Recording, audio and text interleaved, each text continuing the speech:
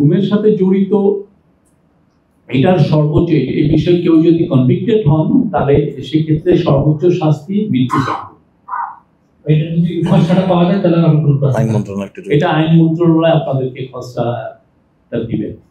এটা 120 দিনে সম্ভব কিনা, বাট আমরা যেটা মনে করি এর ফলে বাংলাদেশে আর আমরা আমাদের ফিউচার জেনারেশন আর ইনশাআল্লাহ কোনো গুম দেখবে না।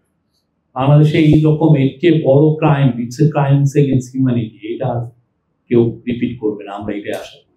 এটা একটা ঐতিহাসিক একটা অধ্যাদেশ এবং এটা আমাদের মানে এই যে পুরো শেখ হাসিনার যে পুরো 15 বছরে যারা গুমের শিকার হয়েছে তাদের যে ক্যাম্পেইন, মায়ের ডাক ক্যাম্পেইন করেছেন, তাদের এই ক্যাম্পেইনের এইটা ফসল। পুরো হিউম্যান রাইটস গ্রুপগুলো যারা এটা নিয়ে কাজ করেছে তারা এটা নিয়ে অনেক বছর ধরে লেগেছিলেন।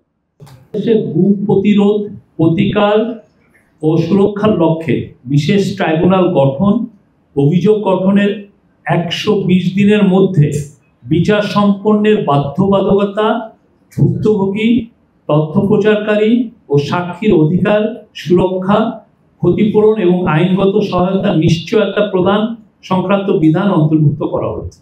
আমরা বলেছি সর্বোচ্চ শাস্তি মৃত্যুদণ্ড। সর্বোচ্চ অনেক ধরনের শাস্তি আছে, তো জরিমানা থাকতে পারে, সেটা যদি ক্যাটাগরিক্যালি বলেন। এখন প্রত্যেকটা তো ধরে ধরে আমি বলতে পারবো না, বাট এখানে গুমের সাথে জড়িত এটার সর্বোচ্চ এই বিষয়ে কেউ যদি কনভিক্টেড হন তাহলে সেক্ষেত্রে সর্বোচ্চ শাস্তি মৃত্যুদণ্ড। এটা যদি খসড়াটা পাওয়া যায় তাহলে এটা আইন মন্ত্রণালয় আপনাদেরকে খসড়াটা দিবেন। ডিসকাশন হচ্ছে, আমরা তাদের জন্য তো একটা 7টা দিন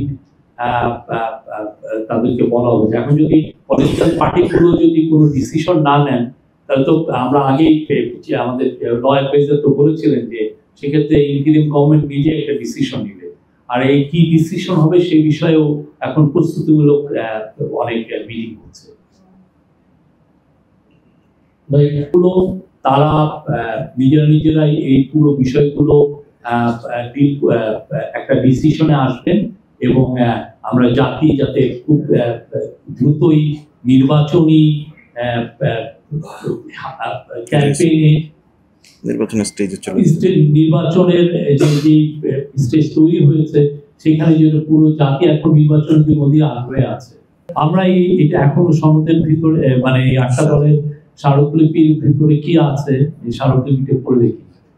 ক্ষতিপূরণ দেওয়ার জন্য এটা একটা তদবির যে করা হয়েছে এই বিষয়ে, আর এটার বিষয়ে আরো আপনাকে বলতে পারবে এই আইন মন্ত্রণালয়। আর প্রথম প্রশ্নটা আপনি কি বলছিলেন? তদন্ত করবে জাতীয় মানবাধিকার, এটা জাতীয় মানবাধিকার কমিশন এটা তদন্ত করবে, তাদের উপরেই এটা ন্যস্ত করা হয়েছে, এদের উপর ন্যস্ত করা হয়েছে। তারপরে তারা মামলা করবে, তারপরে ওইটা যখন ক্রিমিনাল কেস হবে সেটা